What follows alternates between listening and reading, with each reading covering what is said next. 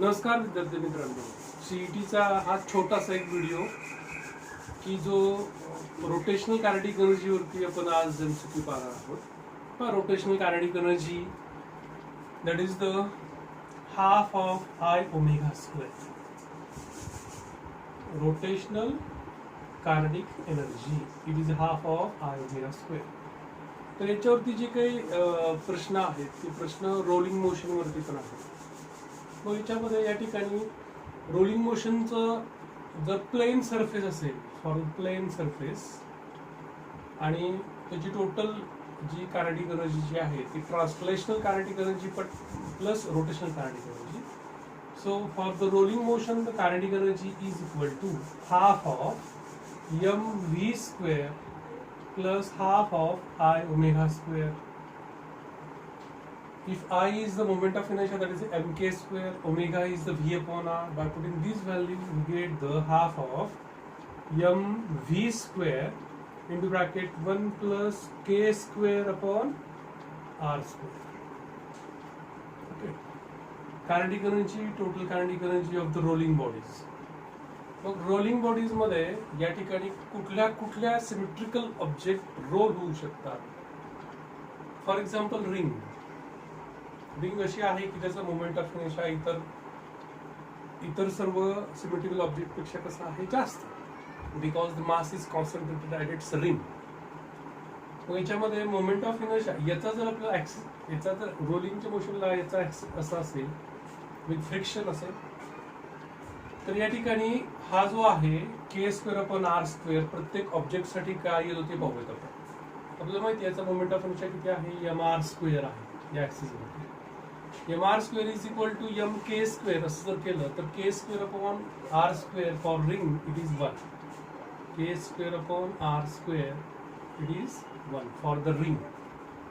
अजून कुठली वस्तू बोलवू शकते, पाईप, थिन युनिफॉर्म पाईप, त्याला आपण हॉलो सिलेंडर्स म्हणतो आपण, त्याच्यासाठी पण तेवढाच असेल. K square upon R square is equal to 1. आता याच्यानंतर जर आपण या ठिकाणी स्पेअर घेतला, आपण स्पेअर हे जर रिंगच्या बाबतीत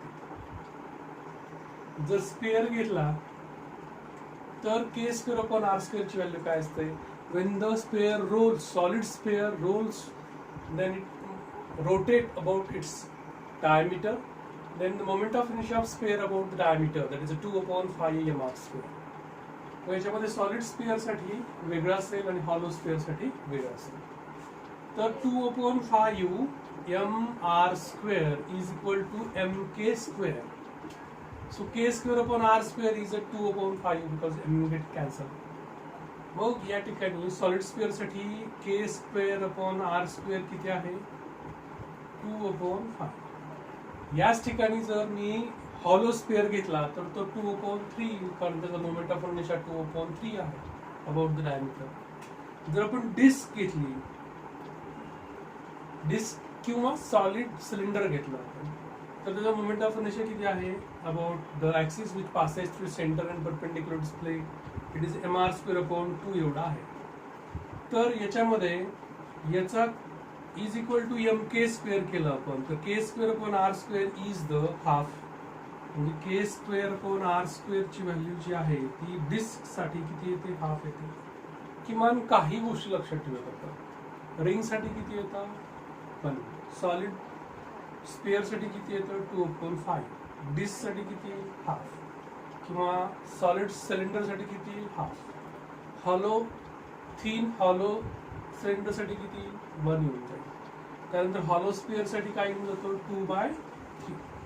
तर असे के स्क्वेअर अपॉन आर स्क्वेअरच्या काही सिमेट्रिकल ऑब्जेक्टच्या व्हॅल्यूज आपल्याला लक्षात ठेवायच्या.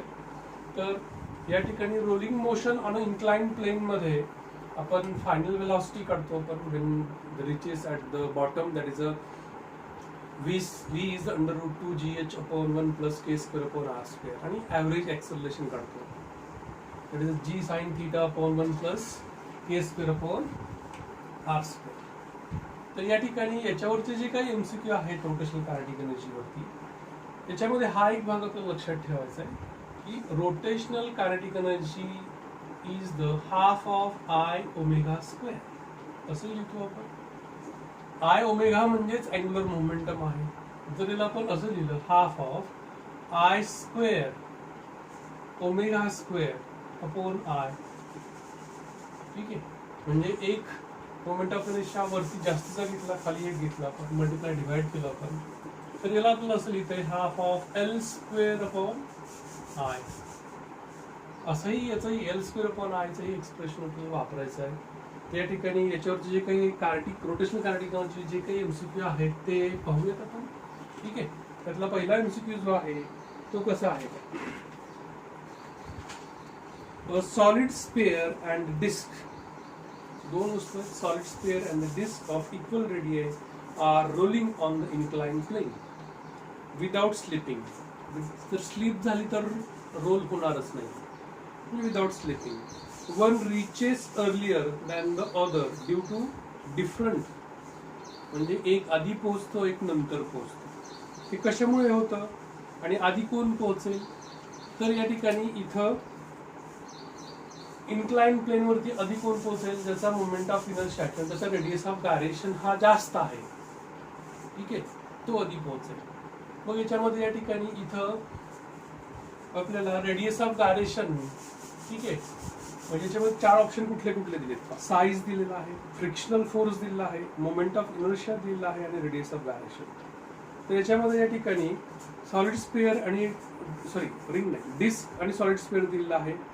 तर या दोघांचं जर आपण रेडियस ऑफ गायरेशन म्हणजे जे काही चार ऑप्शन दिलेले आहेत त्याच्यामधले करेक्ट ऑप्शन कुठला असेल तर रेडियस ऑफ गायरेशन असेल.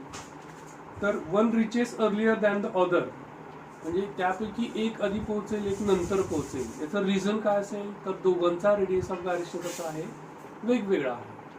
बरं, म्हणून या ठिकाणी इथं रेडियस ऑफ गायरेशन वरती अवलंबून आहे की कोण आधी पोहोचणार. म्हणजे चार ऑप्शन पैकी radius of gyration correct option असेल. पुढचं एमसीक्यू पाहूयात आपण. A body rolls down an inclined plane if its kinetic energy of rotational motion is 40% of its kinetic energy of the translational, then the body is. हा प्रश्न महत्वाचा आहे. एक वस्तू आहे, rolls down an inclined plane, if its kinetic energy of rotational motion is, kinetic energy of rotational motion is 40% of its kinetic energy of translational motion. Kinetic energy of translational motion he rotational motion, okay, असं दिलेलं आहे. तर ती वस्तू कुठली आहे असं विचारलं. मग याच्यामध्ये kinetic energy of rotational motion that is half of I omega square is equal to rotational kinetic energy 40%, 40 upon 100 into half of m v square. तर याच्यामध्ये आपल्याला या ठिकाणी इथं जर आपण k square upon r square ची व्हॅल्यू काढायची असेल आपल्याला, ठीक आहे, तर इथं आपण व्हॅल्यू ठेवूयात half of m k square, i ची व्हॅल्यू ठेवली आपण आणि ओमेगाची value in terms of V ठेवली आपण, ठीक आहे, आणि ती व्हॅल्यू अशी ठेवली आपण that is V is equal to R omega, ठीक आहे. Omega is V square upon R square, V square upon R square is equal to 0.4 into half of M V square. याच्यामध्ये हाफ एम आहे ना, सारख्या गोष्टी आहेत त्या cancel होतील, व्ही स्क्वेअर कॅन्सल होईल, म्हणजे K square upon R square is equal to किती येतं 0.4. 0.4 बघा 0.4 व्हॅल्यू कोणाची आहे ना, तर या ठिकाणी 0.4 व्हॅल्यू कोणाची आहे. तर आपण जर डिस्क घेतली आपण, ठीक आहे, डिस्क घेतली तर त्याचा रेडियस ऑफ गायरेशन काय येतो, दोघांचा रेशो काय येतो. तर याच्यामध्ये या ठिकाणी इथं आपल्याला प्रत्येकाची व्हॅल्यू काढली आपण.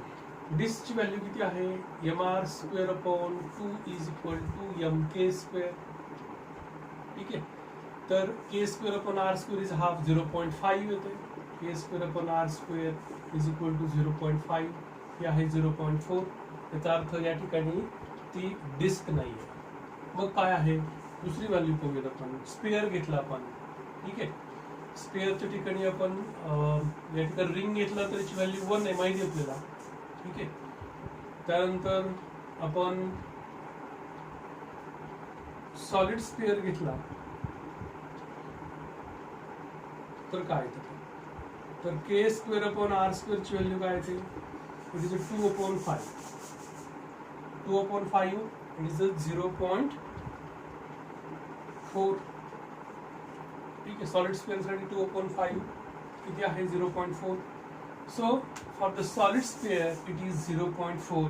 So the object must be solid space which rolls down, which rotational kinetic energy is 40% of translational kinetic energy. अशा पद्धतीने तुम्ही वेगळ्या वेगळ्या ऑब्जेक्ट करताही तुम्ही सांगू शकता. ठीक आहे. समजा या ठिकाणी आपल्याला असं जर सोडवत गेलो आपण 0.4 म्हणजे 40% असतं विचार केला आपण तर इथं वेगवेगळ्या वस्तू करता पहा. If the rotational kinetic energy is 50% of translational kinetic energy, जर असं असेल तर ती वस्तू कुठली असेल? इट इज अ डिस्क किंवा सॉलिड सिलेंडर असेल. त्याच्यानंतर रिंग साठी किती येऊन जातं?